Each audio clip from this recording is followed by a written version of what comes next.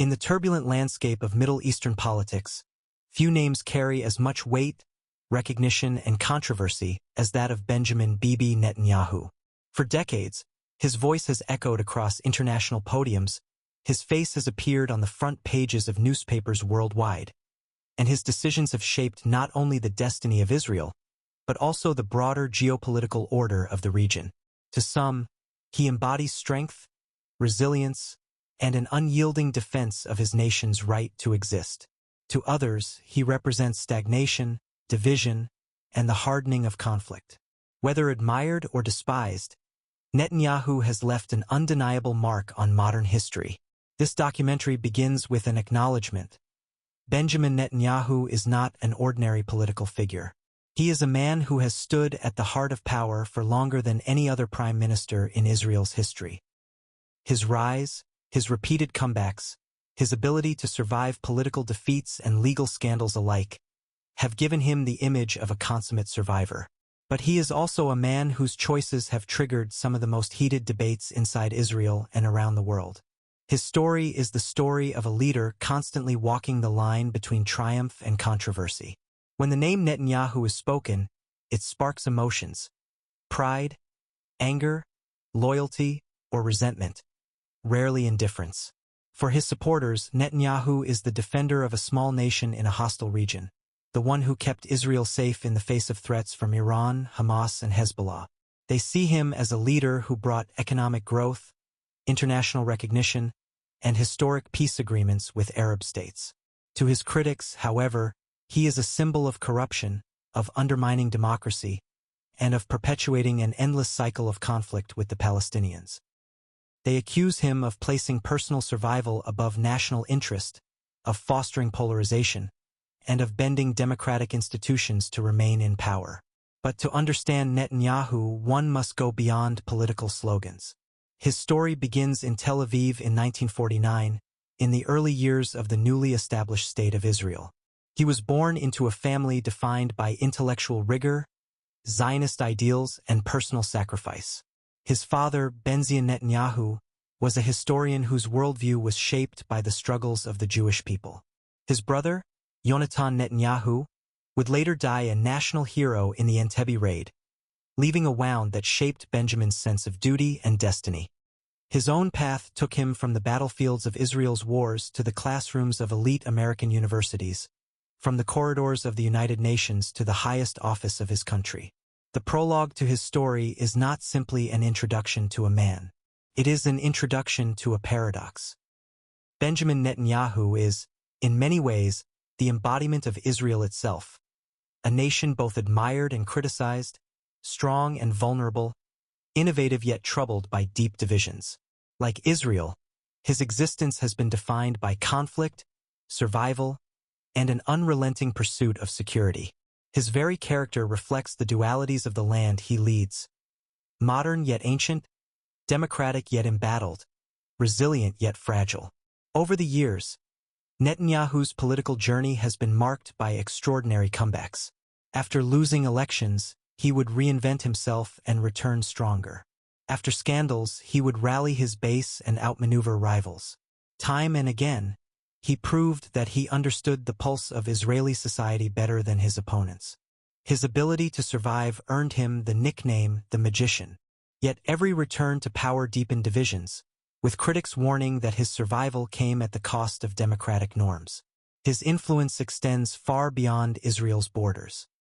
On the international stage, Netanyahu has been both welcomed and rejected.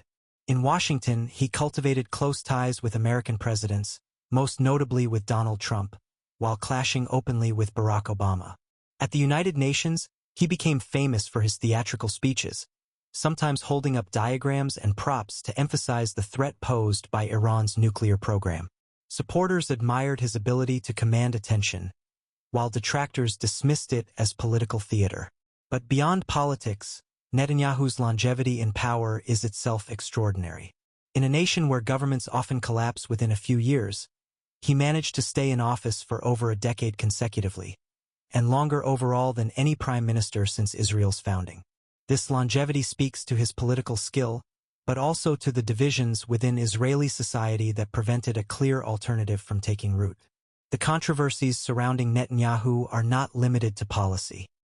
In 2019, he became the first sitting Israeli prime minister to be indicted on charges of bribery, fraud, and breach of trust. His legal battles became a central theme of Israeli politics, dominating headlines and sparking nationwide protests. For critics, the charges confirmed their belief that he placed himself above the law. For supporters, the trials were evidence of a witch hunt, an attempt by elites and media to bring down a leader they could not defeat at the ballot box. In 2024, his legacy faced an even greater challenge when the International Criminal Court issued a warrant for his arrest on allegations of war crimes related to Israel's military campaign in Gaza. For the first time in history, the world saw an arrest warrant issued against a Western-backed democratic leader.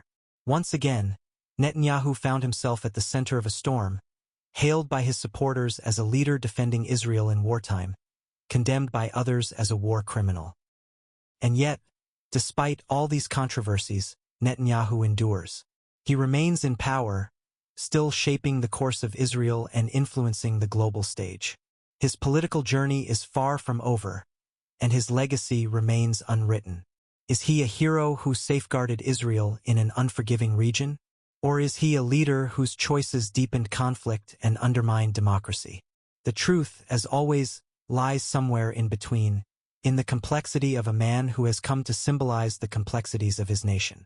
This is the story of Benjamin Netanyahu, a story of survival and ambition, of leadership and controversy, of victories and scandals. It is a story that cannot be told without also telling the story of Israel itself. And it begins here with the life of one of the most enduring and divisive figures of our time. Benjamin Netanyahu's life story begins in the early days of the State of Israel. He was born on October 21, 1949, in Tel Aviv, just a year after the young nation declared its independence. His birth came at a time of celebration and uncertainty, as Israel was still recovering from its war of independence, fighting for survival in a region that questioned its very existence. The atmosphere of those years left a deep impression on all who grew up in that generation, and Netanyahu was no exception. His family background is essential to understanding the man he would become. The Netanyahu household was not ordinary. It was steeped in history, intellect, and a profound sense of mission. His father, Benzion Netanyahu, was a prominent historian and intellectual, specializing in Jewish history, particularly the Spanish Inquisition and the struggles of the Jewish people throughout the centuries. Benzion was not only a scholar but also a passionate Zionist, deeply committed to the survival and strength of the Jewish state. His worldview was one of vigilance, a conviction that Jews must always be prepared to defend themselves in a world that had so often persecuted them. This worldview profoundly shaped the Netanyahu children. Benjamin grew up alongside his brothers Yonatan and Iddo. The eldest, Yonatan, would become a national hero, remembered for leading the famous 1976 Entebbe raid in Uganda, where he lost his life rescuing hostages. The youngest, Iddo, pursued a career as a physician, author, and playwright. In this family, excellence was not optional. It was expected. Every child was raised with the sense that their lives were part of a larger story, the story of the Jewish people and the State of Israel. His mother, Sila, provided balance to the stern intellectual atmosphere created by Benzion. Described as warm, caring, and supportive, she nurtured her children with compassion, even as their father instilled in them discipline and ambition. Together, they created a household that combined love with high expectations and security with a sense of mission. During Benjamin's early childhood, the family lived in Jerusalem, where he first encountered the mix of cultures, faiths, and tensions that define the city. Yet, his upbringing was not confined to Israel alone. In 1956, when Benjamin was just 7 years old, the family moved to the United States, settling in the Philadelphia area. His father had taken a research position, and the move would give young Benjamin a bicultural upbringing. He lived in America until 1958, then returned to Israel only to move back again in 1963 when he was a teenager. These years in the United States left a lasting imprint on him. He attended Cheltenham High School in Pennsylvania, where he was known not as Benjamin, but as Ben. He excelled in academics and was particularly active in debate and public speaking, skills that would later serve him well on the political stage. Teachers and classmates recall him as serious, disciplined, and ambitious. While many of his peers were preoccupied with sports or social activities, Netanyahu was already thinking deeply about history, identity, and leadership. But even while in America, his connection to Israel remained strong. He spent summers in Jerusalem, absorbing the atmosphere of a city constantly at the center of conflict and history. He also grew up in a household where politics and history were daily topics of discussion. His father's study was filled with books, and long conversations about the fate of the Jewish people were common. For young Benjamin, the link between personal destiny and national survival was clear from the start. Family tragedies and triumphs also played a defining role. His brother Yonatan, often called Yoni, was a role model for Benjamin. Yoni's dedication to the army and his eventual sacrifice in the Entebbe operation became a powerful symbol not just for Israel, but for Benjamin personally. For the rest of his life, he would carry Yoni's memory as both inspiration and burden. In speeches, Netanyahu frequently referred to his brother, presenting his own leadership as a continuation of Yoni's heroism. The Netanyahu family name itself carries meaning. Originally, their surname was Milikowski, rooted in Poland where the family originated. The name was later changed to Netanyahu, meaning God has given. This change symbolized a rebirth, a connection to Hebrew identity, and a conscious alignment with the Zionist movement. For Benjamin, carrying this name was both a privilege and a responsibility. In America, Benjamin adapted to Western culture but never lost his Israeli identity. Classmates noticed his foreign background, but they also admired his determination and his sharp intellect. He was fluent in English, an ability that later distinguished him from many other Israeli politicians and allowed him to communicate effectively with international audiences. His time in the United States also exposed him to the democratic system, the culture of free debate, and the complexities of American society, experiences that would later shape his political strategies when dealing with Washington. As a teenager, Netanyahu was not only a good student but also active in extracurricular activities. He played soccer, joined school clubs, and participated in intellectual discussions. Yet, beneath the surface, there was always a sense of seriousness and purpose. Friends described him as someone who carried himself with maturity beyond his years. The awareness of his family's intellectual and historical mission, combined with the looming reality of Israel's conflicts, gave him a gravity that set him apart from his peers. By the mid-1960s, as his high school years came to an end, Netanyahu faced a choice that would define the rest of his life. Unlike many of his American classmates, his future was not about college applications or career paths in business. His mind was already on Israel, on service, and on responsibility. In 1967, as regional tensions reached a peak and Israel braced for war, Benjamin Netanyahu returned to his homeland. At just 18 years old, he was ready to take on the next chapter of his life, one that would take him from the classrooms of Pennsylvania to the battlefields of the Middle East. The roots of Netanyahu's personality were already visible by then. He had absorbed his father's intellectual rigor and his mother's emotional strength. He had experienced both American openness and Israeli resilience. He had seen both the fragility and the strength of Jewish history. All of these experiences combined to form a young man who carried not only ambition but also a sense of destiny. In the years to come, the boy who was shaped by two cultures, two worlds, and one enduring mission would step into the army, where his convictions would be tested in fire and blood.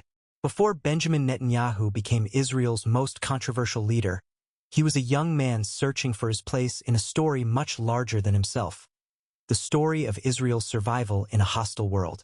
In 1967, as Benjamin Netanyahu reached the age of 18, the state of Israel was facing one of its most dangerous moments since independence. Tensions with surrounding Arab states had escalated, and the threat of all-out war loomed over the young nation. For Netanyahu, who had spent his teenage years moving between Israel and the United States, the choice was clear. He returned home to join the Israel Defense Forces. Upon his enlistment, Netanyahu was accepted into Sayeret Matkal, the Israeli Army's most elite commando unit, known for its daring missions and rigorous training. Admission to this unit was a mark of distinction. It was not enough to be fit or intelligent. Only the most disciplined, the most resilient, and the most committed were chosen. For Netanyahu, the experience would define his early adulthood, shaping his worldview and instilling in him an enduring sense of duty and survival. The late 1960s were turbulent years. In June of 1967, the Six-Day War erupted. Israel launched preemptive strikes against Egypt, Syria, and Jordan, securing rapid and decisive victories that transformed the map of the Middle East. Although Netanyahu was still in training at the time and did not play a frontline role in this conflict, the war's outcome left an indelible mark on him. Israel had demonstrated its strength, but it had also acquired new territories, and with them, new challenges. The victory that saved Israel from potential annihilation also set the stage for decades of disputes over land and sovereignty. As Netanyahu advanced through the ranks, he participated in a series of high-risk operations. Among the most famous was the 1972 rescue mission during the Sabena Flight 571 hijacking. Palestinian militants had seized a Belgian airliner en route from Vienna to Tel Aviv, holding dozens of passengers hostage. Netanyahu, along with other members of Sayeret Matkal, disguised himself as a mechanic and stormed the plane to free the captives. The operation succeeded, though Netanyahu himself was wounded in the shoulder during the firefight. This event would later be retold as a symbol of his personal courage and as proof of his lifelong commitment to security. Netanyahu's military service was not limited to single missions. In 1973, the Yom Kippur War broke out when Egypt and Syria launched a surprise attack on Israel during the holiest day of the Jewish calendar. Netanyahu, then serving as a reservist officer, was called back into combat. The war was devastating for Israel, which suffered heavy casualties before eventually regaining the upper hand. Netanyahu took part in operations on the front lines, facing the chaos and brutality of modern warfare. Those experiences reinforced his conviction that Israel could never afford to be unprepared, that survival depended on vigilance, strength, and unity. Serving in Sayeret Matkal demanded not only physical toughness but also strategic thinking. Missions often involved intelligence gathering, counterterrorism operations, and surgical strikes deep behind enemy lines. Netanyahu excelled in this environment, demonstrating leadership, resilience, and the ability to remain calm under extreme pressure. His comrades later described him as serious, focused, and deeply committed. These years of military service were also a period of personal growth. Netanyahu was forced to confront the realities of life and death at a young age. He saw friends injured and killed in combat. He felt the burden of responsibility not only for himself but for the men under his command. In a nation where nearly every family had lost someone to war, his experiences were far from unique, but they left him with a profound sense of Israel's vulnerability and his own role in protecting it. The army also deepened the bond between Benjamin and his brothers, Yonatan and Iddo. Yonatan, the eldest, was already a celebrated officer in Sayeret Matkal. His charisma, leadership, and bravery made him a role model not only for Benjamin but for many in the unit. The shadow of Yoni's influence would loom over Benjamin's life for decades. Iddo, the youngest, would later pursue a different path as a doctor and writer. But during these years, the three brothers shared a common bond of service, sacrifice, and responsibility. By 1972, after completing his initial service, Netanyahu decided to pursue further studies in the United States, enrolling at the Massachusetts Institute of Technology, MIT. But his military ties remained strong. When the Yom Kippur War erupted in 1973, he immediately returned to Israel to serve. This duality, between academic pursuits abroad and military responsibilities at home, became a defining feature of his life. He was never fully removed from the battlefield, even as he explored new intellectual horizons. The lessons Netanyahu drew from his formative military years would echo throughout his political career. His belief in preemptive action, his insistence on security above all else, and his skepticism toward international guarantees were all rooted in his experiences as a soldier. In his eyes, Israel could rely on no one but itself. Peace, he would later argue, could only be achieved from a position of strength. Another formative element of this period was the tragedy that befell his family in 1976.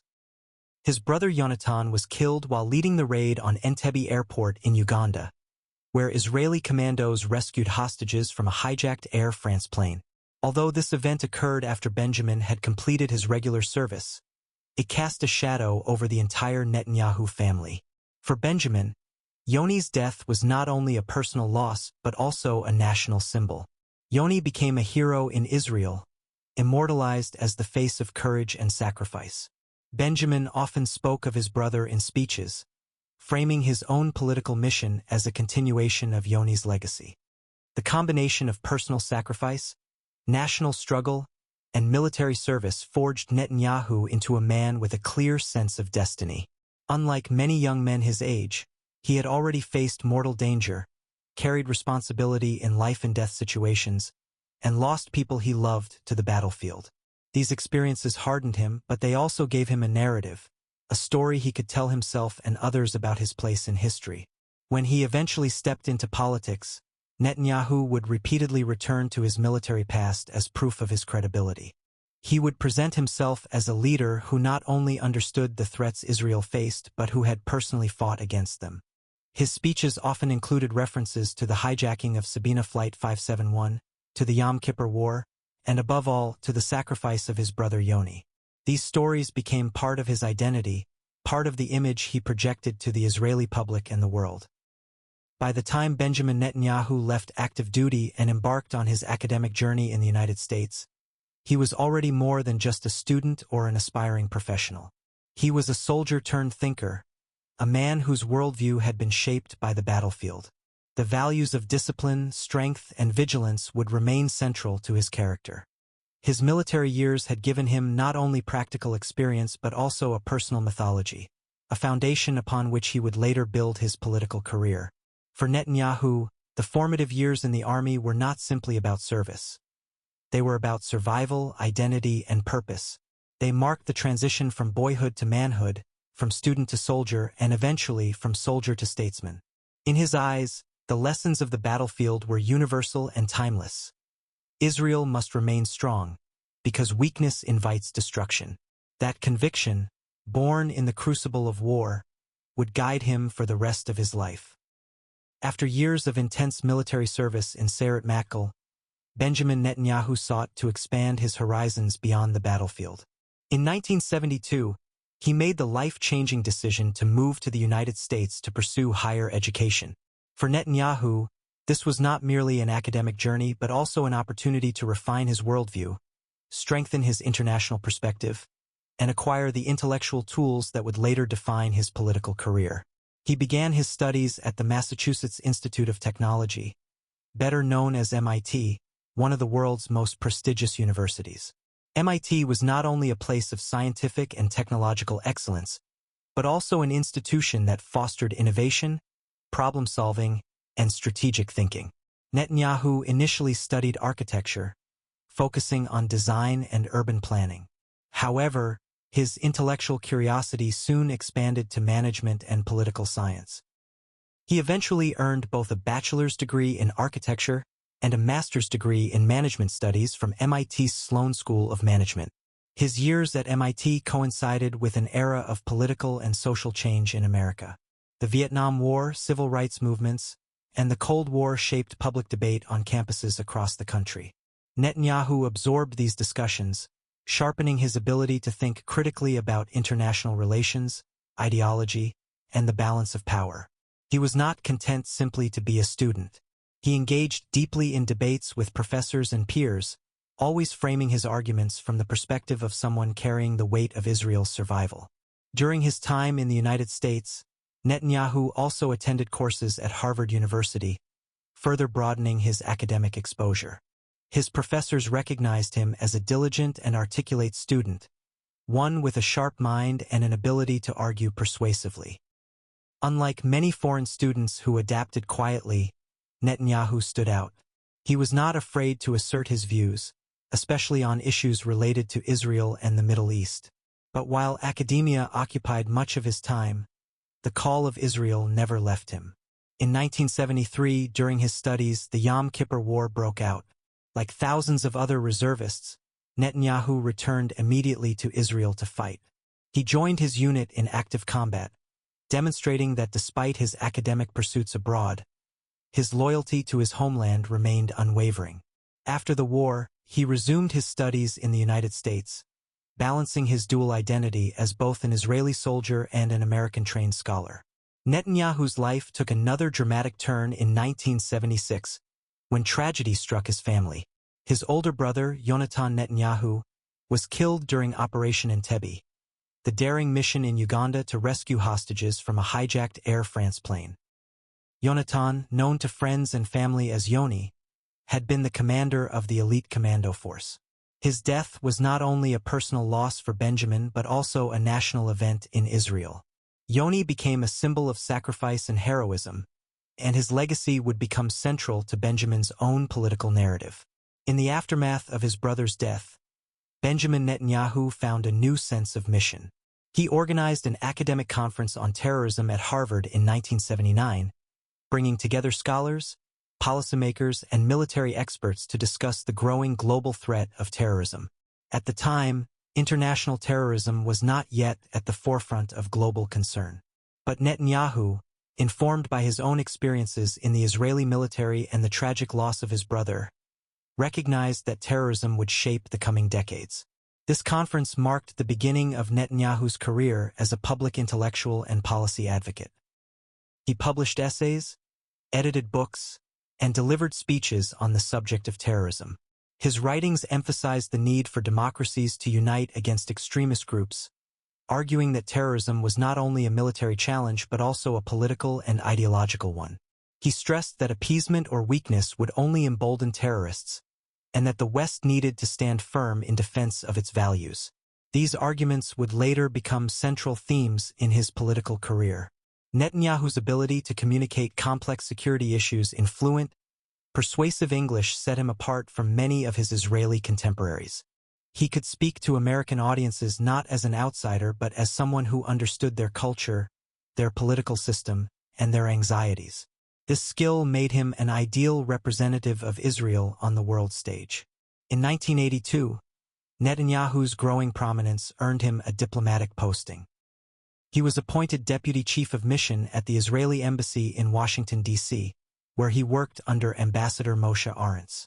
Arentz quickly recognized Netanyahu's talent and became one of his key mentors. In Washington, Netanyahu cultivated relationships with American officials, journalists, and think tanks, positioning himself as a rising star in Israeli diplomacy. Just 2 years later, in 1984, Netanyahu was named Israel's permanent representative to the United Nations in New York. At the age of just 35, he had achieved one of the most visible and prestigious diplomatic positions available to an Israeli official. His tenure at the UN coincided with a period of intense hostility toward Israel in international forums. The United Nations General Assembly frequently passed resolutions critical of Israeli policies, and the country often found itself isolated on the world stage. Netanyahu, however, relished the challenge. He became known for his eloquent and forceful speeches defending Israel's right to exist and to defend itself. His articulate English, combined with his commanding presence, made him a powerful spokesman.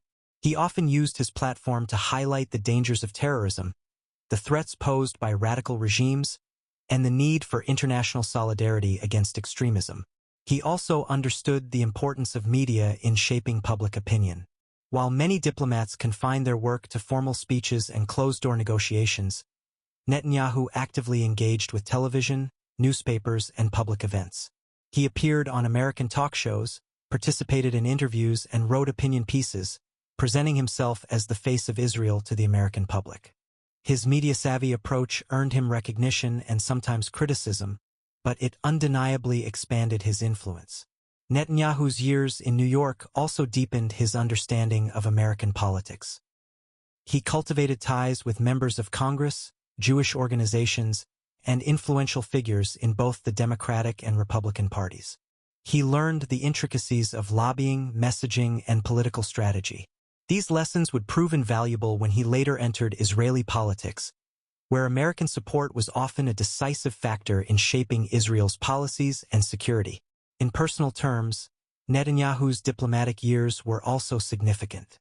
He balanced the demands of public life with the challenges of family. His first marriage, to Miriam Weitzman, eventually ended in divorce, and he later married Fleur Cates, a British woman he met in the United States.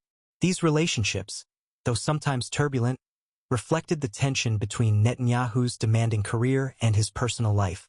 By the time his UN service ended in 1988, Netanyahu had transformed himself from a soldier and student into an international statesman.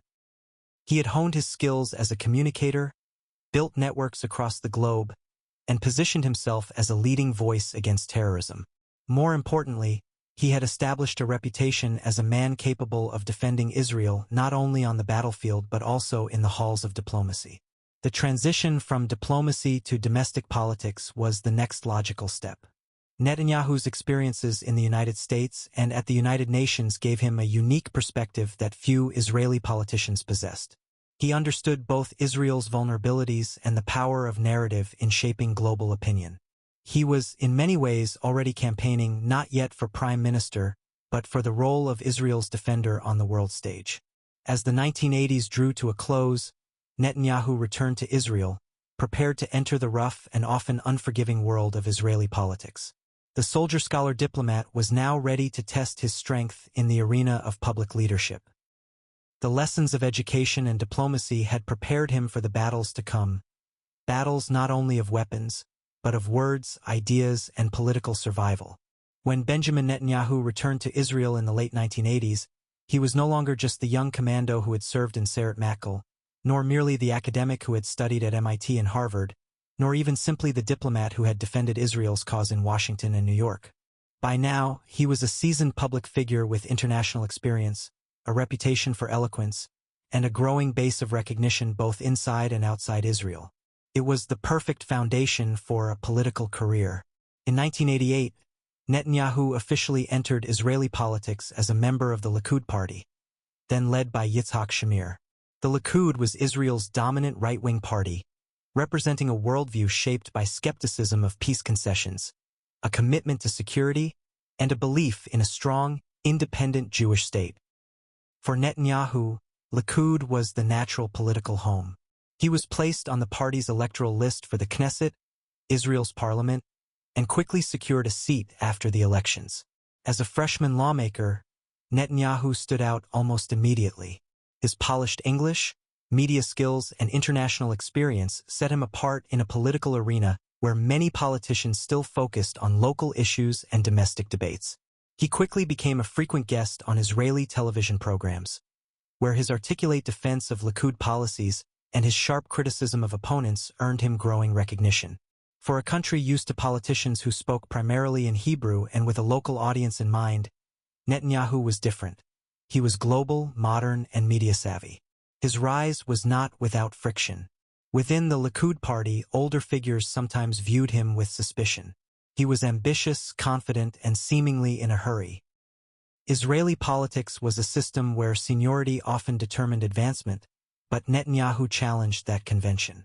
His time abroad had given him a different perspective, one where talent and performance mattered more than years of waiting in line. As a result, he was sometimes seen as brash, but he was also impossible to ignore.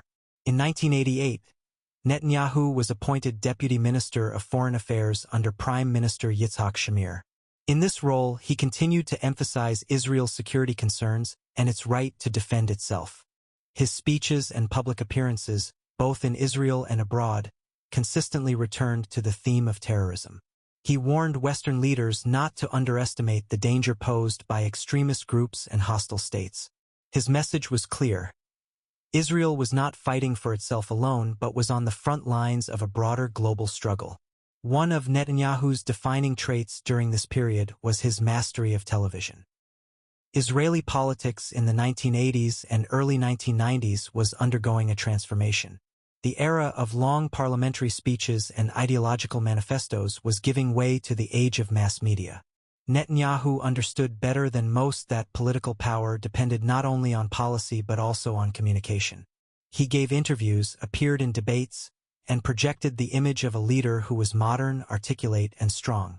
The early 1990s were a period of dramatic change in Israel. In 1992, the Labour Party under Yitzhak Rabin won the elections, defeating Likud. Netanyahu, however, emerged as the new leader of the opposition after Shamir stepped down. At just 43 years old, he became the youngest person ever to lead Likud, and his role as opposition leader propelled him into the national spotlight. This was the era of the Oslo Accords, the historic peace agreements between Israel and the Palestine Liberation Organization, PLO. In 1993, under Rabin's leadership, Israel recognized the PLO, and the two sides agreed to mutual concessions intended to pave the way for peace. For much of the international community, the Oslo process was a breakthrough, a moment of hope after decades of conflict. But for Netanyahu and many within Likud, Oslo represented a dangerous gamble. Netanyahu argued that the concessions to the Palestinians endangered Israel's security. He was deeply skeptical of Yasser Arafat, the PLO leader, whom he accused of continuing to support terrorism even while negotiating peace. Netanyahu's message resonated with many Israelis who felt uneasy about the risks of the Oslo process. He positioned himself as the voice of caution, the man who would not allow hope to blind Israel to potential threats. The political atmosphere grew increasingly tense. Demonstrations both for and against Oslo filled Israel's streets. Netanyahu became a central figure in this national debate, leading rallies and delivering fiery speeches. He accused the Rabin government of weakening Israel's defenses and warned that the concessions could lead to further violence, not peace. His critics accused him of fueling division and undermining the government's efforts. His supporters praised him for his courage in standing against what they saw as naive optimism. The assassination of Prime Minister Yitzhak Rabin in November 1995 shocked the nation. Rabin was killed by a right-wing extremist who opposed the Oslo process. Netanyahu condemned the assassination, but he also faced criticism for the charged political climate that had preceded it. Many of his opponents accused him of contributing to the atmosphere of hostility toward Rabin. Netanyahu, however, denied responsibility, insisting that while he opposed Rabin's policies, he had never condoned violence. In the wake of Rabin's assassination, Shimon Peres became prime minister and continued to push for peace, but the mood in Israel was shifting. A wave of terrorist attacks by Hamas and Islamic Jihad in the mid-1990s, including devastating suicide bombings in Israeli cities, eroded public confidence in the peace process. For many Israelis, Netanyahu's warnings seemed prescient. In 1996, Israel held its first direct election for prime minister. This was a historic change. Previously, the prime minister had been chosen through parliamentary coalitions, but now, for the first time, citizens would vote directly for the leader of the country. Netanyahu entered the race against Shimon Peres, the veteran statesman of the Labour Party. The campaign was fierce, emotional, and deeply divisive. Netanyahu's strategy centered on security. His campaign slogan, Netanyahu, making a secure peace, emphasized that he was not opposed to peace itself but to the risks inherent in Oslo. He promised to negotiate peace agreements only if they ensured Israel's safety. He appealed to Israelis who felt vulnerable after years of terrorism and who feared that further concessions would leave the country exposed. The election was one of the closest in Israeli history. On May 29, 1996, Netanyahu narrowly defeated Peres, winning by less than 1% of the vote. At 46 years old, he became the youngest prime minister in Israel's history. His victory was a political earthquake, a moment that marked the arrival of a new generation of leadership. Netanyahu's rise in politics was the product of many factors: his military past, his education in the United States, his diplomatic experience at the UN, his mastery of media, and his sharp instincts as a political fighter. But above all, it was his ability to tap into the fears and hopes of the Israeli public that carried him to the top. He presented himself as the leader who would protect Israel at a time of uncertainty, a man who understood both the threats of terrorism and the importance of strength. The rise of Benjamin Netanyahu was not just a personal story. It was also the story of a country grappling with profound questions. Could peace with the Palestinians be achieved? Could Israel trust its enemies? What balance should be struck between hope and security? In the mid-1990s, Netanyahu gave voice to the doubts and anxieties of millions of Israelis. His ascent to the premiership was not only a reflection of his political talent but also of the shifting mood of a nation caught between the dream of peace and the fear of vulnerability. When Benjamin Netanyahu assumed office in June 1996, he entered history as Israel's youngest prime minister, taking power in a deeply divided nation. His narrow electoral victory over Shimon Peres was not only a personal triumph but also a political turning point. It symbolized the growing skepticism among Israelis toward the Oslo peace process and revealed the nation's struggle to balance its yearning for peace with its profound fears about security. Netanyahu came to office promising a secure peace, but delivering on that pledge proved far more difficult than campaigning on it. From his first day in office, Netanyahu faced immense challenges. Domestically, he led a fragile coalition government composed of right-wing, nationalist, and religious parties, each with its own demands and red lines. Managing this coalition required constant negotiation and compromise, a balancing act that often limited his ability to act decisively. Internationally, he had to contend with pressure from the United States and Europe to advance the peace process with the Palestinians, even as many of his own supporters wanted him to slow or reverse it. Despite his skepticism of Oslo, Netanyahu did not completely abandon the agreements made by his predecessors. He understood that Israel's international credibility depended on honoring commitments. Yet he sought to reinterpret and renegotiate key aspects of the process to ensure what he saw as stronger security guarantees for Israel. This pragmatic approach, however, left him vulnerable to criticism from both sides. The Israeli right accused him of betraying his promises by making concessions, while the left accused him of obstructing peace. One of the earliest and most controversial episodes of Netanyahu's term occurred in September 1996, when his government authorized the opening of an archaeological tunnel near the Western Wall in Jerusalem. Palestinians viewed the move as a provocation, fearing it threatened the foundations of the Al-Aqsa Mosque. The decision sparked violent clashes across the West Bank and Gaza, leading to the deaths of dozens of Palestinians and several Israeli soldiers. The crisis underscored the volatility of the Israeli-Palestinian conflict and the fine line Netanyahu had to walk between domestic political pressure and regional stability. Relations with the Palestinian Authority, led by Yasser Arafat, were fraught with tension. Netanyahu distrusted Arafat, accusing him of failing to curb terrorism and of encouraging incitement against Israel. At the same time, Arafat viewed Netanyahu as an obstacle to Palestinian aspirations for statehood. Their meetings were often tense, filled with mutual suspicion and bitterness. Yet, under strong pressure from U.S. President Bill Clinton, Netanyahu eventually agreed to negotiations that led to important though fragile agreements. The most significant of these was the Hebron Protocol, signed in January 1997. This agreement involved the redeployment of Israeli troops from most of Hebron, a city in the West Bank with deep religious and historical significance to both Jews and Muslims. Hebron was home to both a small but determined Jewish community and a large Palestinian population. The protocol divided the city into two sectors, one under Palestinian control and the other under Israeli control to protect Jewish residents. Netanyahu's willingness to implement this withdrawal surprised many, including his critics, who had not expected him to make such concessions. Still, the Hebron Protocol illustrated the precariousness of Netanyahu's position. While it earned him temporary praise abroad, it also angered many within his right-wing base who opposed territorial concessions of any kind. He was caught in a paradox. To maintain good relations with the United States and keep the peace process alive, he had to compromise, but every compromise risked alienating his own supporters at home. The tension came to a head again in 1998 with the Wye River Memorandum, negotiated at a summit hosted by President Clinton in Maryland. After marathon talks, Netanyahu agreed to a plan that included further Israeli withdrawals from parts of the West Bank, in exchange for Palestinian commitments to combat terrorism and reduce incitement. The negotiations were famously dramatic, with Clinton, Netanyahu, and Arafat locked in heated debates, sometimes lasting deep into the night. At one point, King Hussein of Jordan, gravely ill, even traveled to Wye River to lend his weight to the discussions, underscoring their importance.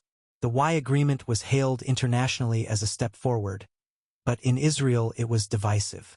Once again, Netanyahu faced accusations of betrayal from hardliners in Likud and other right-wing factions, while his left-wing opponents accused him of dragging his feet and sabotaging the spirit of Oslo. Implementing the agreement proved even more difficult than signing it. Netanyahu slowed its execution, citing Palestinian failures to meet their obligations. His coalition partners grew increasingly restive, and his government became paralyzed by internal disputes. Beyond the peace process, Netanyahu's first term was marked by attempts at economic and social reform. He embraced free market policies, advocating privatization, deregulation, and reduced government intervention in the economy. These measures were part of his broader vision of modernizing Israel and integrating it more fully into the global economy. Supporters credited him with laying the groundwork for Israel's later economic success, especially in the high-tech sector.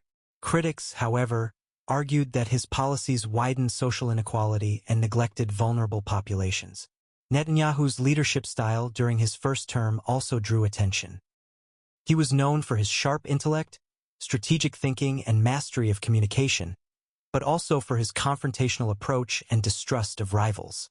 His relationships with senior officials, political allies, and even members of his own cabinet were often strained. Some accused him of micromanagement and an unwillingness to delegate authority. Others described him as a leader more focused on political survival than long-term vision. One of the defining features of Netanyahu's first term was his increasingly strained relationship with President Bill Clinton. The two men clashed frequently, both in private and in public. Clinton saw Netanyahu as obstructive and inflexible, while Netanyahu suspected Clinton of favoring Arafat and pressuring Israel unfairly. Their tense dynamic became a symbol of the difficulties that plagued the peace process during these years. Yet, despite the tension, Netanyahu also understood the importance of U.S. Israel relations and never allowed the rift to reach the point of rupture. By 1999, Netanyahu's government was deeply unpopular. His coalition was fractured, his approval ratings had declined, and he faced mounting criticism from across the political spectrum. Early elections were called, and Netanyahu ran for re-election against Labor's candidate, Ehud Barak. This time, Netanyahu was decisively defeated. Barak won a landslide victory, promising to move the peace process forward and restore unity to the country.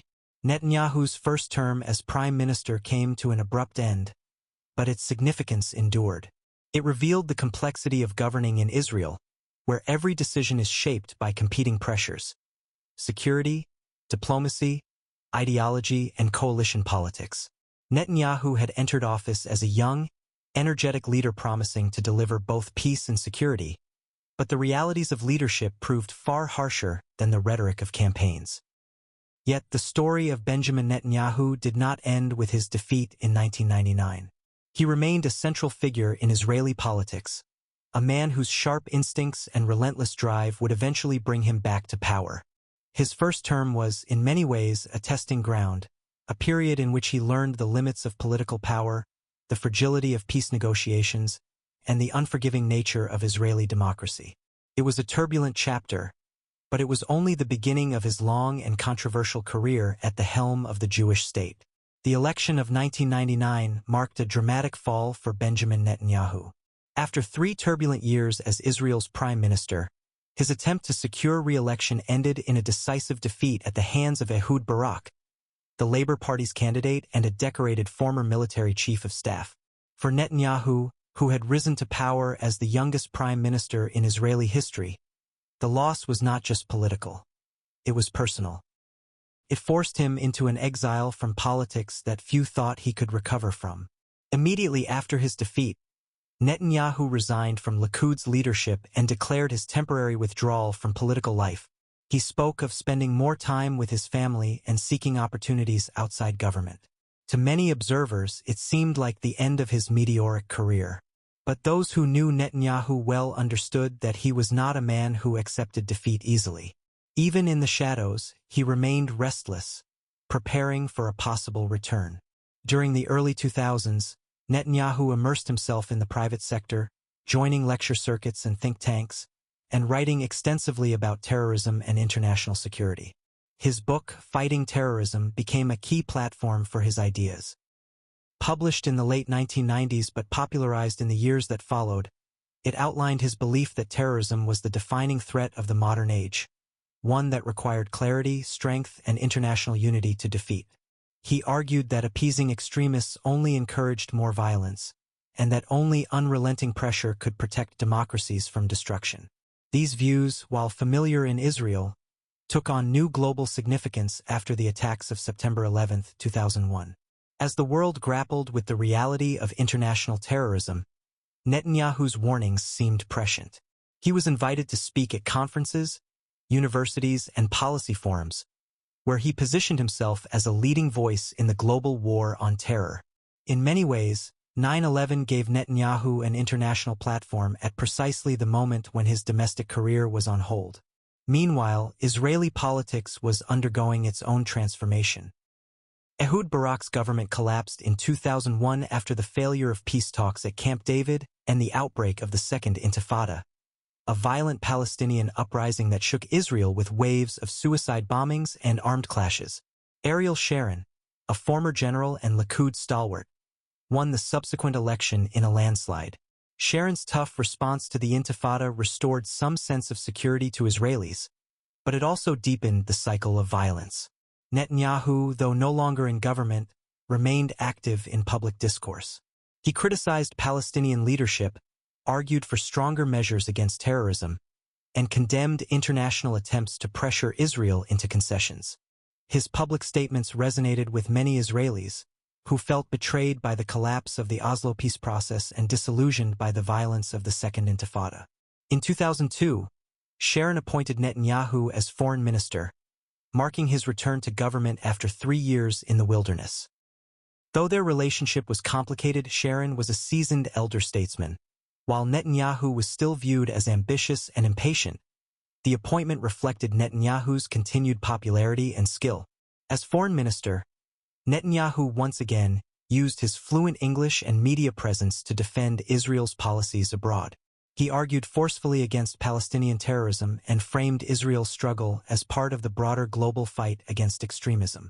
His time as foreign minister was brief, but in 2003, after Sharon's re-election, Netanyahu was appointed Minister of Finance.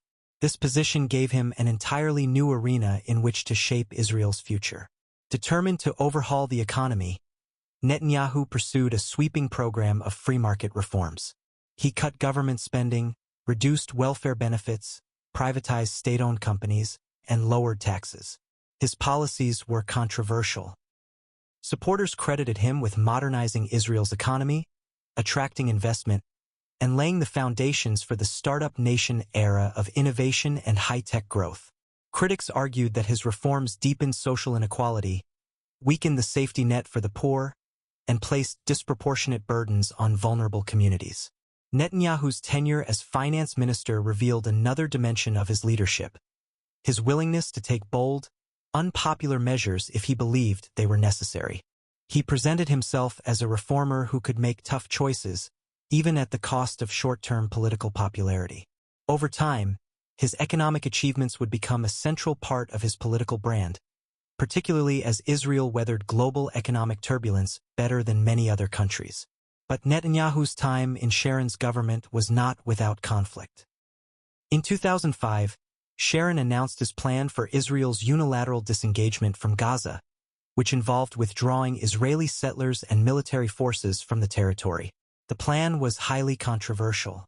Supporters argued it was necessary to reduce friction with Palestinians and improve Israel's international standing. Opponents, including many in Likud, saw it as a dangerous retreat that would embolden terrorism. Netanyahu vehemently opposed the disengagement. He argued that giving up territory without security guarantees would invite more violence, not peace. In protest, Netanyahu resigned as finance minister in August 2005, just days before the disengagement plan was implemented. His resignation positioned him as the leading voice of opposition within Likud, appealing to the party's right-wing base. The split over Gaza eventually led Sharon to leave Likud and form a new centrist party, Kadima. Netanyahu, in turn, reclaimed the leadership of Likud, once again placing himself at the center of Israeli politics. The years that followed were difficult for Likud. In the 2006 elections, Kadima, led by Ehud Olmert after Sharon's debilitating stroke, won a decisive victory, while Likud was reduced to just 12 seats in the Knesset, its worst performance in history. Netanyahu, however, refused to step aside. He remained as party leader, even as commentators declared his career finished.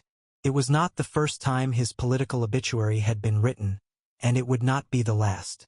From 2006 to 2009, Netanyahu rebuilt Likud from the ground up. He toured the country, reconnected with grassroots supporters, and presented himself as the alternative to Olmert's government. During this period, Israel fought the 2006 Lebanon war against Hezbollah, a conflict that left many Israelis dissatisfied with the government's performance. Olmert's popularity plummeted amid corruption scandals and perceived failures in leadership. Netanyahu seized the opportunity to position himself as the responsible, experienced statesman who could restore strength and stability. By 2009, the tide had turned. Likud regained much of its strength, and Netanyahu was once again poised to become prime minister. His decade-long journey from defeat in 1999 to political revival in 2009 demonstrated not only his resilience but also his unparalleled ability to adapt to changing circumstances. He had remade himself, no longer just the young firebrand who clashed with Yitzhak Rabin and Shimon Peres. He was now a seasoned leader with experience in diplomacy, finance, and opposition politics. This period in Netanyahu's life revealed his defining trait: survival. Time and again, he had been written off after his 1999 defeat, after his clashes with Sharon, after Likud's collapse in 2006. Yet each time he found a way back. He thrived on adversity, using setbacks as opportunities to sharpen his message and strengthen his connection to voters. By the time he stood on the threshold of his second premiership in 2009, Netanyahu was no longer just a politician. He was a phenomenon, a man who embodied both the hopes and fears of Israel's right, a figure who had become synonymous with resilience, and a leader who had mastered the art of political comeback. The stage was set for the next and longest chapter of his career: his return to power and his transformation into the longest-serving prime minister in Israel's history.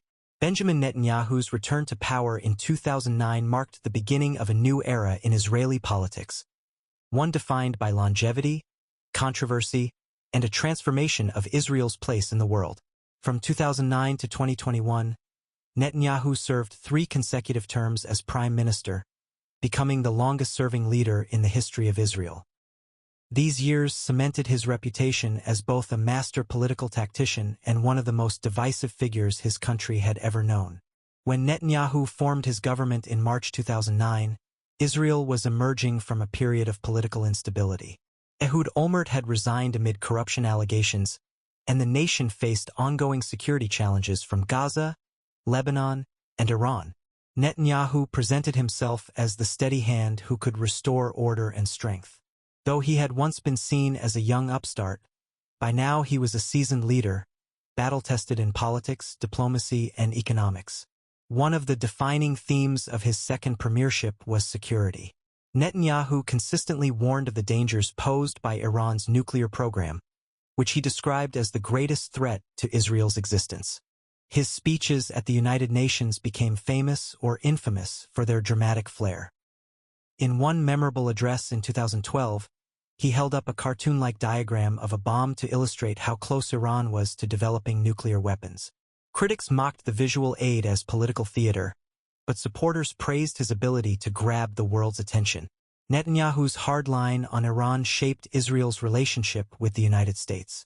Under President Barack Obama, tensions were frequent and sometimes public.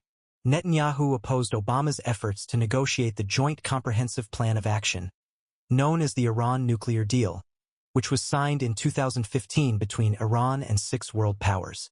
Netanyahu argued that the deal was dangerous, giving Iran economic relief without permanently preventing its nuclear ambitions. In an extraordinary move, he accepted an invitation from the U.S. Congress, bypassing the White House, to deliver a speech denouncing the deal. The speech, delivered in March 2015, was hailed by Republicans but condemned by Democrats, symbolizing Netanyahu's willingness to intervene in American politics and his growing alignment with the Republican Party. Despite his tense relationship with Obama, Netanyahu later enjoyed a close partnership with President Donald Trump. Under Trump, U.S.-Israel relations reached new heights. Trump recognized Jerusalem as Israel's capital and moved the American embassy there in 2018, a long-sought goal of Israeli leaders.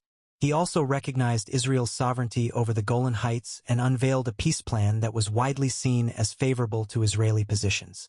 Most significantly, Netanyahu and Trump together presided over the signing of the Abraham Accords in 2020, which normalized relations between Israel and several Arab states, including the United Arab Emirates, Bahrain, Sudan, and Morocco.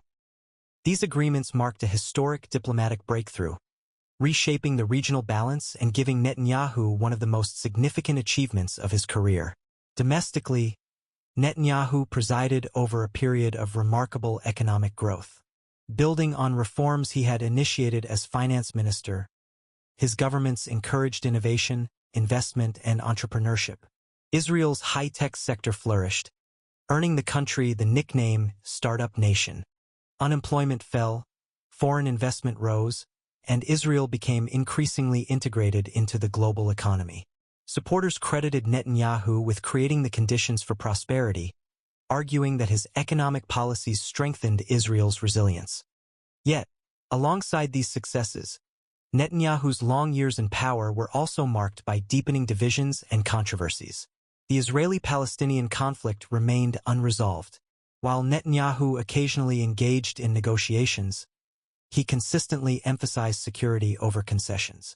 He approved the expansion of Israeli settlements in the West Bank, a policy that drew sharp criticism from Palestinians and much of the international community.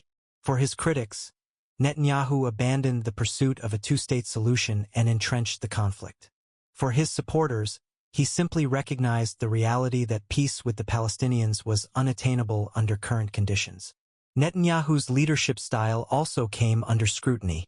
He was admired for his political skill and strategic mind but criticized for fostering polarization.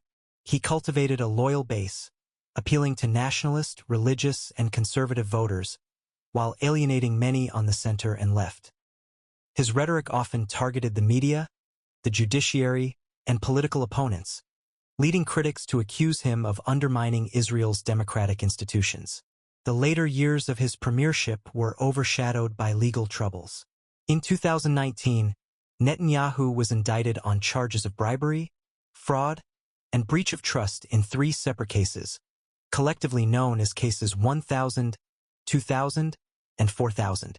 The allegations included accepting expensive gifts from wealthy businessmen, seeking favorable media coverage in exchange for regulatory benefits, and manipulating relationships with press outlets. Netanyahu denied all charges, insisting that he was the victim of a politically motivated witch hunt. His legal battles dominated Israeli headlines and fueled massive protests both for and against him. The indictments did not immediately end his career. On the contrary, Netanyahu demonstrated once again his extraordinary ability to survive politically.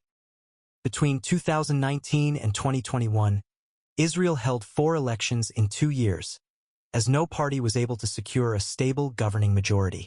Netanyahu remained at the center of every contest, refusing to step aside despite his legal challenges. Each election became a referendum on his leadership. Supporters saw him as an irreplaceable statesman defending Israel in a dangerous region, while opponents argued that his continued presence was paralyzing the political system. During this period, Netanyahu also faced challenges from within the right. Former allies like Avigdor Lieberman and Naftali Bennett broke away, accusing him of putting personal interests ahead of the nation's needs. The Israeli public grew weary of repeated elections, political stalemate, and the sense that governance had been replaced by endless campaigning. In 2020, Netanyahu faced the test of the COVID-19 pandemic.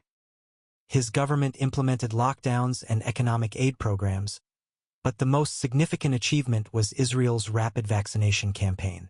Netanyahu personally oversaw negotiations with pharmaceutical companies, securing millions of vaccine doses. Israel became one of the first countries in the world to vaccinate a majority of its population, earning Netanyahu praise for effective leadership during the crisis. Yet the pandemic also deepened social inequalities and fueled further political discontent. By 2021, after 12 consecutive years in office, Netanyahu's long rule finally came to an end. A coalition of parties from across the political spectrum, united only by their desire to remove him from power, succeeded in forming a government. Naftali Bennett, once Netanyahu's ally, became prime minister in a rotation agreement with centrist leader Yair Lapid. For the first time in over a decade, Israel entered a post-Netanyahu era, though few believed it would last. Netanyahu's long years in power left a complex legacy. He had overseen a period of relative security, significant economic growth, and historic diplomatic achievements such as the Abraham Accords. He had kept Israel at the forefront of global attention, mastering the art of survival in both domestic and international arenas. Yet he had also presided over growing political polarization, unresolved conflict with the Palestinians, and corruption scandals that tarnished his image. To his supporters, Netanyahu was the indispensable leader, the man who kept Israel strong in a hostile region, who expanded its global ties, and who guided it through crises. To his critics, he was a leader who overstayed his welcome, undermined democracy, and placed personal survival above national unity. As he left office in 2021, one thing was clear: Benjamin Netanyahu had become more than a politician. He was an era, a figure whose influence had shaped Israel for over a decade and whose shadow would loom over the country long after his departure. But even in defeat, few doubted that Netanyahu's story was not over. He had come back from political exile before, and many believed he would try to do so again.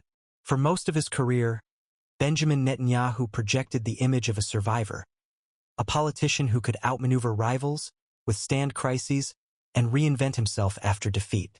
But in the late 2010s, his survival skills were tested in a way unlike anything he had faced before. The challenge was not only political but legal, as corruption scandals engulfed him, leading to unprecedented indictments against a sitting Israeli prime minister.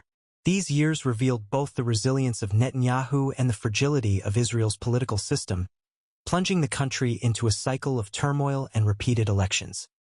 The seeds of Netanyahu's legal troubles were planted during his long years in power. As prime minister, he had cultivated close relationships with wealthy businessmen, media executives, and political allies. Over time, suspicions grew that these relationships had crossed legal and ethical boundaries. Israeli police and prosecutors launched investigations into several cases, each given a numerical designation that soon became household names: Case 1000, Case 2000, and Case 4000. Case 1000 revolved around gifts. Prosecutors alleged that Netanyahu and his family had received expensive items, including cigars, champagne, and jewelry, from wealthy businessmen such as Hollywood producer Arnon Milchan. In exchange, Netanyahu was accused of using his position to advance their interests, including helping Milchan with visa issues in the United States. Netanyahu admitted receiving the gifts but insisted they were tokens of friendship, not bribes.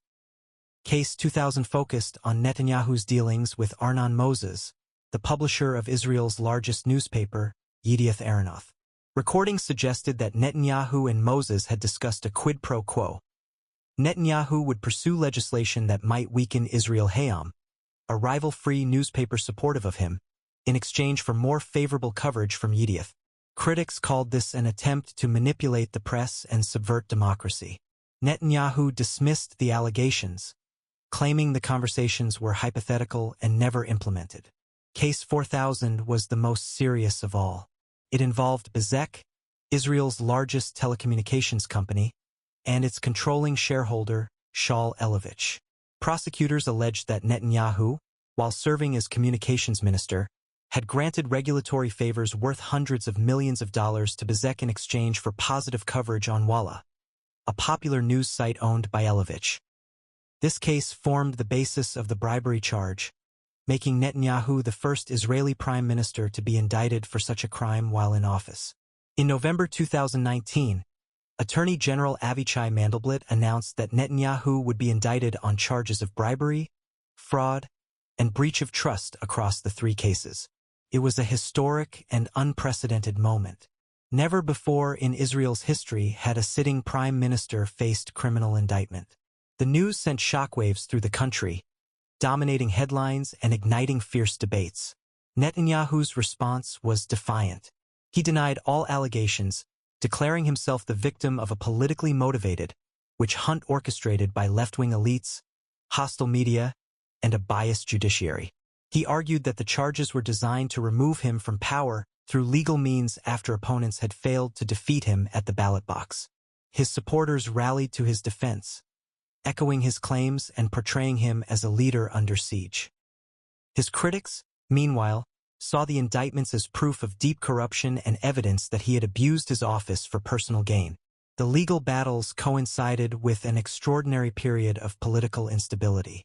Between 2019 and 2021, Israel held 4 national elections in just 2 years, as no party was able to form a stable majority. Netanyahu remained the central figure in each contest. His indictments became the defining issue, with every election essentially turning into a referendum on his leadership. Could a leader facing trial for bribery continue to govern? Supporters argued yes, pointing to his experience, achievements, and security record. Opponents argued no, warning that his continued rule threatened democracy and the rule of law. Despite the indictments, Netanyahu demonstrated remarkable resilience. In the April 2019 election, his Likud party tied with Benny Gantz's Blue and White Alliance, but Netanyahu failed to form a government. A second election in September also ended in deadlock. A third election in March 2020 produced another stalemate, but Netanyahu managed to form a unity government with Gantz, citing the urgency of the COVID-19 pandemic. Under the agreement, Netanyahu would serve as prime minister first, then hand over power to Gantz after 18 months. Yet the coalition soon collapsed amid mistrust, leading to a fourth election in March 2021. Throughout this political chaos, Netanyahu balanced governance with courtroom appearances. His trial formally began in May 2020, with hearings stretching over years. Images of the prime minister entering the Jerusalem district court under heavy security became iconic, symbolizing the extraordinary moment Israel was living through. For many Israelis, the sight of a sitting leader facing judges in a criminal trial underscored the strength of the rule of law. For others, it represented a judicial coup against a democratically elected leader. The legal proceedings were slow, complex, and technical. Witnesses included senior officials, journalists, and business executives. Prosecutors sought to prove that Netanyahu had knowingly traded favors for personal or political gain. Netanyahu's lawyers argued that the charges were flimsy, that political leaders routinely interacted with the press, and that receiving gifts from friends was not a crime. The trial dragged on, sometimes overshadowed by Israel's security crises, pandemic response, and repeated elections. The corruption scandals also fueled mass protests. Beginning in 2020, weekly demonstrations were held outside the prime minister's residence in Jerusalem. Tens of thousands of Israelis, many waving black flags, demanded Netanyahu's resignation. The protests reflected not only anger over corruption but also frustration with his long dominance of Israeli politics. At the same time, pro-Netanyahu rallies also took place, with supporters insisting that he was being unfairly persecuted. The country seemed split down the middle, with Netanyahu himself at the heart of the divide. Internationally, the scandals tarnished Netanyahu's image. While he had long been a controversial figure abroad due to his policies toward the Palestinians, his reputation as a statesman was now overshadowed by his status as a defendant in criminal court. Yet his alliances with leaders like Donald Trump and his role in the Abraham Accords allowed him to continue projecting influence on the global stage, even as his domestic standing wavered. The culmination of the political crisis came in 2021, when Netanyahu's opponents from across the political spectrum, left, center, right, and Arab parties, united to form a coalition government dedicated primarily to removing him from power. After 12 consecutive years in office, Netanyahu was ousted. But even in defeat, he remained leader of Likud and continued to dominate the political scene, preparing for yet another comeback. Netanyahu's legal battles are still ongoing, with no final verdict yet delivered. Regardless of the outcome, they have already reshaped his legacy. For his critics, the indictments confirm that he placed personal gain above public duty and endangered Israel's democratic institutions.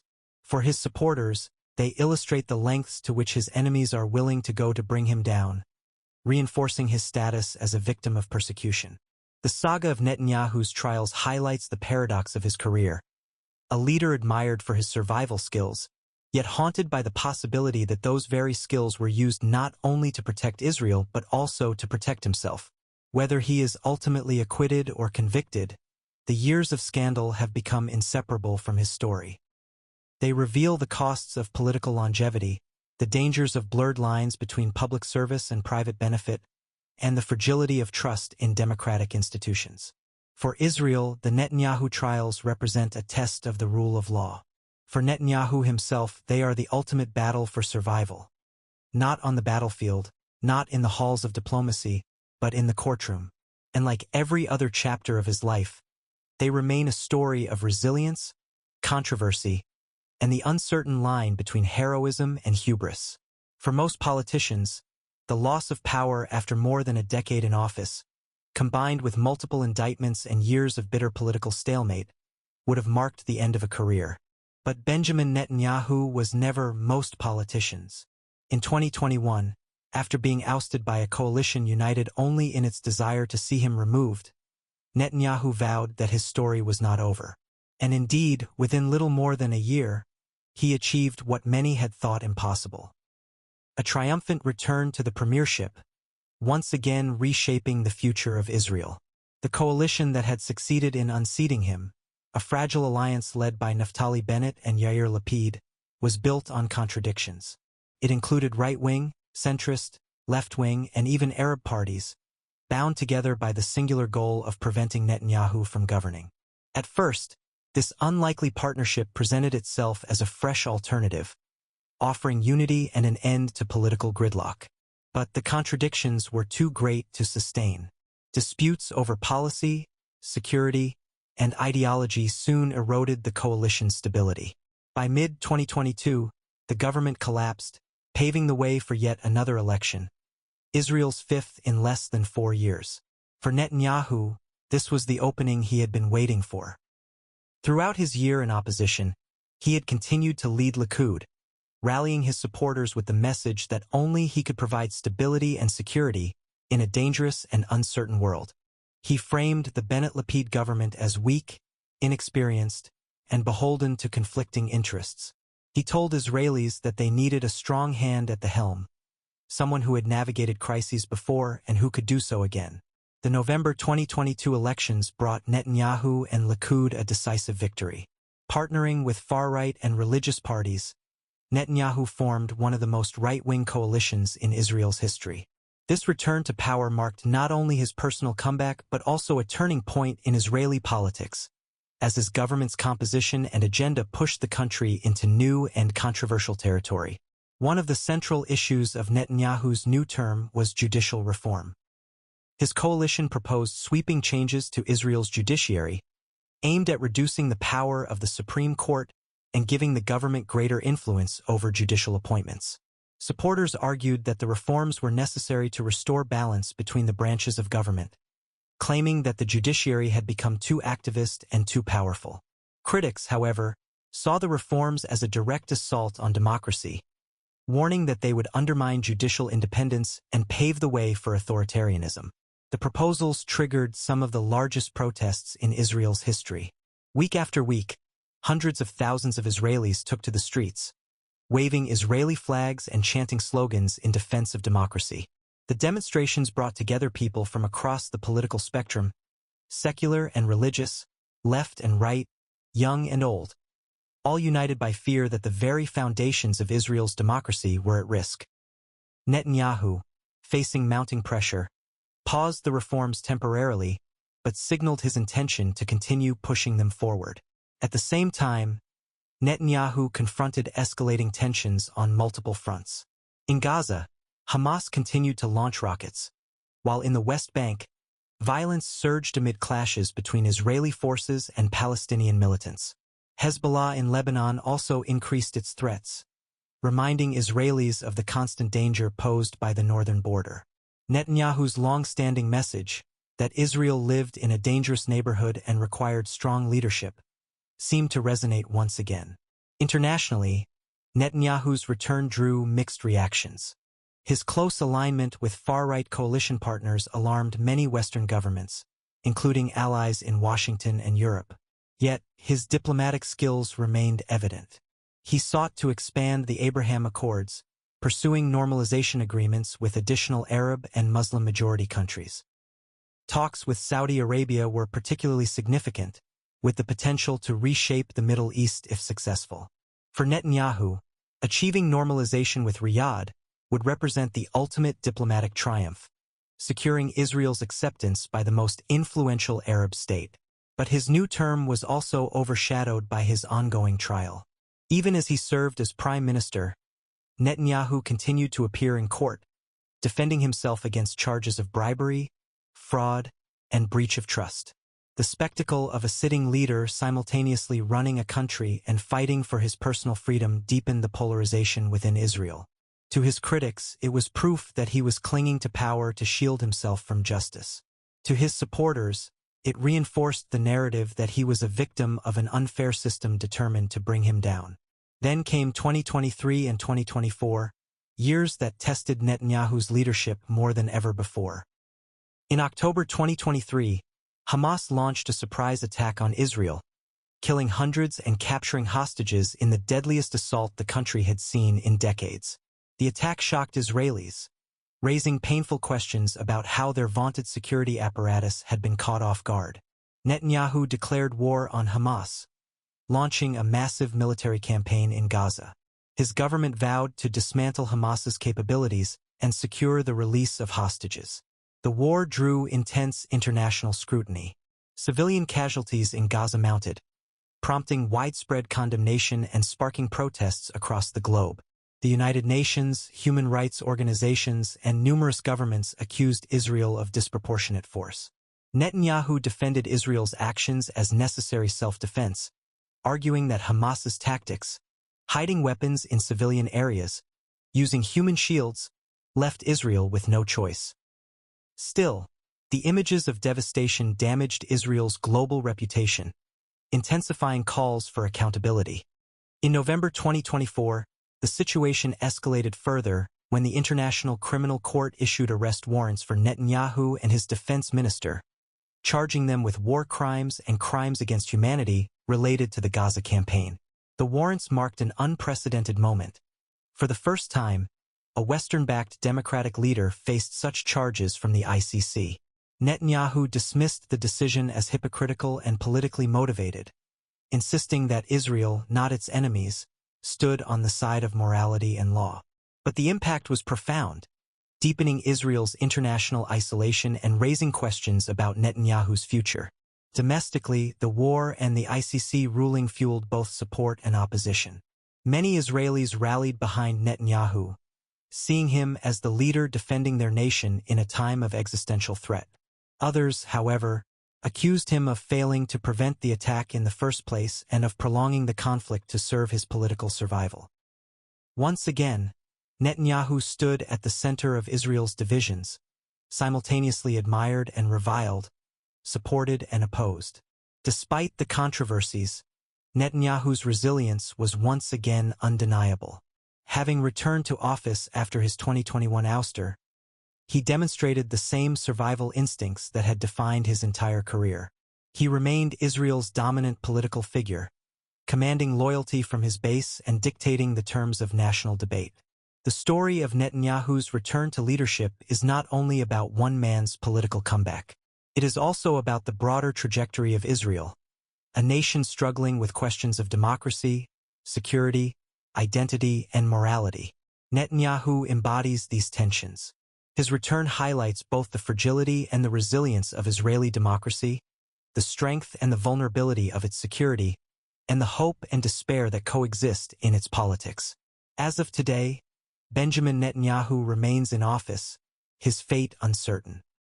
Will he be remembered as the leader who defended Israel through some of its most difficult challenges, forging new alliances and protecting its security? Or will history judge him as the man who undermined democracy, fueled division, and placed his own survival above his nation's unity? The final verdict has not yet been written. But what is clear is this: Netanyahu's return to leadership proves once again that in Israeli politics, no figure looms larger, no story is more complex, and no career more defined by resilience and controversy than that of Benjamin "Bibi" Netanyahu. Behind the headlines, speeches, and political maneuvering, Benjamin Netanyahu has lived a personal life that is as complex, dramatic, and sometimes controversial as his public career. To fully understand the man who has dominated Israeli politics for decades, one must also examine the private world that shaped him. His family background, his marriages, his children, and the personal tragedies and triumphs that influenced his worldview. Benjamin Netanyahu was born into a family deeply rooted in Zionist ideology and Jewish history. His father, Benzion Netanyahu, was a renowned historian who specialized in the Spanish Inquisition and the history of Jewish persecution. Benzion's worldview was defined by a belief in Jewish vulnerability and the necessity of self-defense. This perspective shaped Benjamin's own sense of mission and his often cautious, even pessimistic, approach to politics. His mother, Sila, brought warmth and balance to the family, described by those who knew her as a loving, gentle figure who nurtured her children in the midst of their father's intellectual rigor. Benjamin was the middle of three brothers. His older brother, Yonatan, known as Yoni, became a legendary figure in Israel after his death during the 1976 Entebbe raid in Uganda. Yoni's sacrifice, leading a mission to rescue hostages from a hijacked plane, turned him into a national hero. For Benjamin, Yoni's memory was not only a source of pride but also a guiding force. He has often spoken about Yoni in speeches, framing his own leadership as a continuation of his brother's legacy of courage and sacrifice. His younger brother, Ido, pursued a different path, becoming a physician, playwright, and author. The Netanyahu brothers together represented different facets of Israeli identity: the warrior, the statesman, and the intellectual. Netanyahu's personal life has also included a series of marriages and family relationships that have drawn public attention. His first marriage, to Miriam Weitzman in the 1970s, produced his eldest daughter, Noah. However, the marriage ended in divorce, and Noah has largely stayed out of the public eye, choosing a life of privacy away from the political spotlight that surrounds her father. In the early 1980s, Netanyahu married again, this time to Fleur Cates, a British-born woman he met during his years in the United States. That marriage, too, ended in divorce after only a few years. Netanyahu's third and current marriage is to Sarah Ben-Artzi, whom he wed in 1991. Sarah, a psychologist by training, has been a central figure in his life and political career. She has often appeared alongside him at public events, and her influence has been both praised and criticized. Admirers describe her as fiercely loyal, protective of her husband, and deeply committed to his success. Critics, however, have accused her of being domineering and prone to controversies, some of which have led to legal scrutiny over alleged misuse of public funds in the management of the Prime Minister's residences. Regardless of these debates, Sarah has remained Netanyahu's closest partner and ally through the highs and lows of his career. Together, Benjamin and Sarah have two sons, Yair and Avner. Yair, the elder, has been a particularly visible figure, often making headlines for his outspoken social media posts and strong political opinions. He has defended his father aggressively against critics, sometimes in language that sparked public backlash. Supporters see him as a devoted son unafraid to challenge his father's enemies, while detractors accuse him of fueling division and echoing extreme rhetoric. Avner, by contrast, has kept a lower profile, focusing on his studies and interests outside the political arena. Netanyahu's role as a father has at times intersected with his political life. He has frequently spoken of his children as a reminder of what is at stake in Israel's struggle for security and survival. He has described looking at them and thinking of the threats facing Israel, framing his policies as not just political choices but as decisions that determine the safety of future generations. Beyond his immediate family, Netanyahu's personal story is also intertwined with the larger Netanyahu legacy. His father, Benzion, lived to the age of 102, passing away in 2012. Until the end of his life, Benzion remained an intellectual force, advising his son and shaping his worldview. For Benjamin, carrying forward his father's vision was both a source of strength and a burden, binding him to a sense of destiny and responsibility. Netanyahu's private life has not been free of controversy. Allegations about his lifestyle, finances, and conduct have frequently made headlines. The most persistent controversies have involved Sarah Netanyahu, who faced multiple legal cases over alleged misuse of state funds for personal expenses, such as catering and household staff. While she and Benjamin have denied wrongdoing, these stories have fueled the perception among critics that the Netanyahus live in a bubble of privilege disconnected from ordinary Israelis. Yet for all the scandals, Netanyahu's family has also been central to his political resilience. Sarah's loyalty, Yair's outspoken defense, Avner's quiet support, and the enduring legacy of Yoni have together created a personal narrative that Netanyahu has repeatedly used to his advantage. He presents himself not only as a leader but as a family man shaped by loss, love, and loyalty. In speeches, Netanyahu often invokes Yoni's sacrifice as a reminder of the cost of weakness. He has spoken of his father's scholarship as a reminder of the dangers of forgetting history. He has mentioned his children as a reminder of the stakes of leadership. These personal references allow him to connect with Israelis not only as a politician but as a man whose life reflects the broader struggles of the Jewish people. Despite his global prominence, Netanyahu has always maintained elements of privacy. He is known to enjoy history books, chess, and conversations about philosophy. Friends and acquaintances describe him as deeply analytical, capable of long discussions about strategy and history. Yet, they also note his intensity, his difficulty relaxing, and his tendency to blur the lines between personal and political life. Ultimately, Netanyahu's personal life cannot be separated from his political career. His marriages, his children, his father's scholarship, and his brother's sacrifice have all become part of his public identity.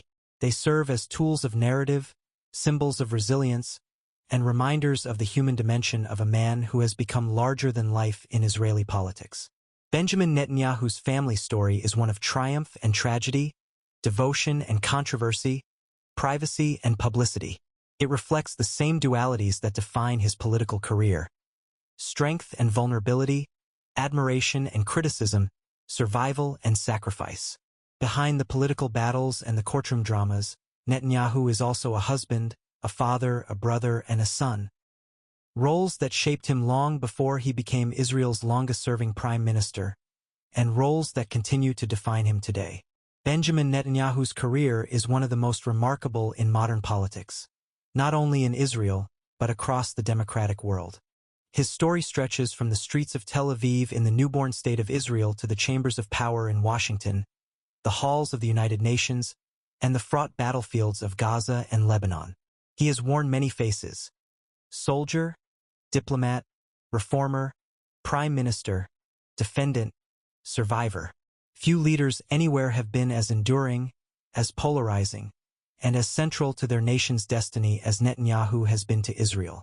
As Israel's longest-serving prime minister, Netanyahu has left behind an indelible legacy. On one hand, his supporters view him as the ultimate guardian of Israel's security.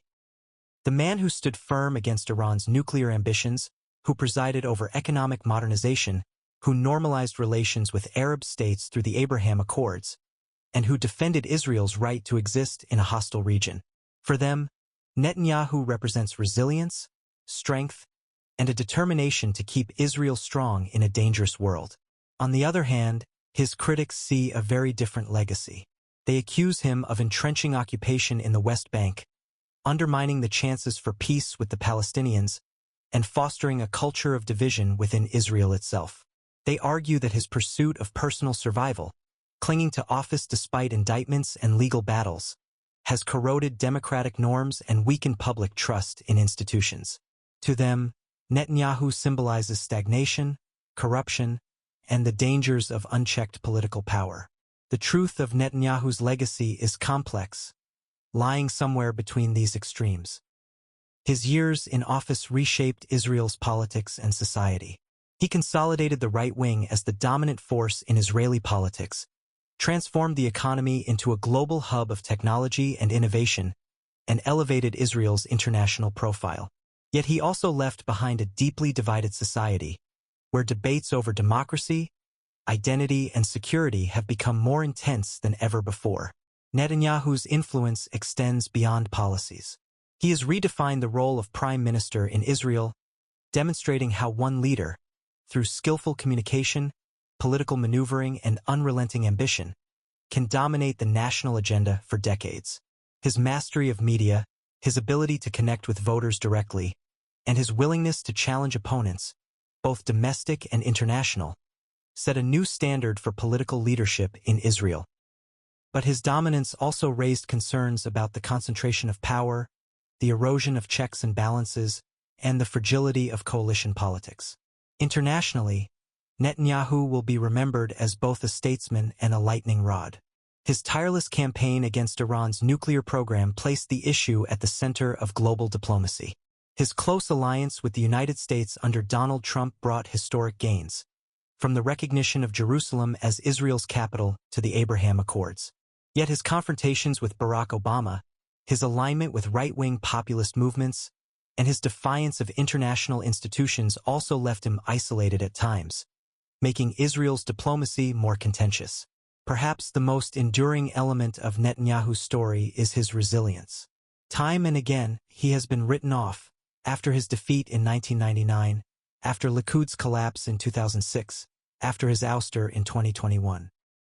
And time and again, he has returned, stronger than before, proving that his political instincts are unparalleled. His survival has made him both admired and feared, a symbol of determination but also of the dangers of political entrenchment. Yet his future remains uncertain.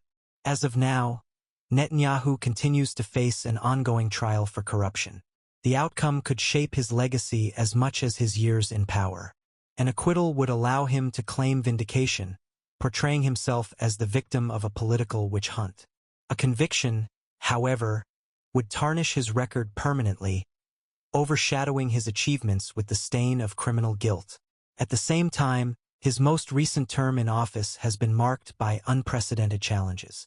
The proposed judicial reforms sparked the largest protests in Israeli history, revealing the fragility of Israel's democratic fabric. The 2023 Hamas attack and the subsequent war in Gaza exposed vulnerabilities in Israel's security and led to accusations that Netanyahu had failed to prevent the deadliest assault in decades. The issuance of an arrest warrant by the International Criminal Court in 2024 placed him in uncharted territory, the first leader of a Western-backed democracy to face such charges. These events have shaken his leadership, raising doubts about how history will judge him. For Netanyahu personally, the struggle has always been framed as one of survival, not only his own but that of Israel. He often presents himself as inseparable from his nation's fate, arguing that his leadership is essential to its security and future. This framing has been effective politically, but it also raises questions. Can Israel move forward without him? Or has his dominance prevented the emergence of new leadership and new ideas? Looking ahead, Netanyahu's story remains unfinished. At 75 years old, he continues to shape Israel's future, but time and history are catching up with him. His supporters believe he will continue to lead Israel through its most difficult challenges, perhaps even achieving normalization with Saudi Arabia or confronting Iran directly. His detractors hope that his legal troubles and political opposition will finally end his long reign, allowing Israel to move beyond the era of Netanyahu. In the end, Benjamin Netanyahu's legacy will not be decided by a single election, a single speech, or even a single scandal. It will be defined by the totality of his life. His childhood shaped by Zionist ideals, his years as a soldier and commando, his academic achievements in America, his diplomatic battles at the United Nations, his rise as Israel's youngest prime minister, his long dominance of Israeli politics, his international diplomacy, his economic reforms, his corruption trials, and his extraordinary comebacks. He is a man of contradictions. A security hawk who signed territorial withdrawal agreements, a free market reformer accused of corruption, a skilled diplomat who often clashed with allies, a champion of democracy accused of undermining it. These contradictions are not weaknesses alone. They are also the source of his resilience, his ability to adapt, and his continued relevance. For Israel, Netanyahu's story is also its own story. A story of survival in a hostile region, of innovation in the face of adversity, of democracy tested and challenged. Netanyahu's personal journey reflects the triumphs and struggles of the Jewish state itself. And so, the epilogue to Netanyahu's story is not an ending but a pause. His legacy is still being written, both in the courtroom and on the battlefield, both in the streets of Tel Aviv and in the capitals of the world. History will judge him in time. For now, he remains what he has always been, one of the most consequential, controversial, and enduring leaders of the modern era.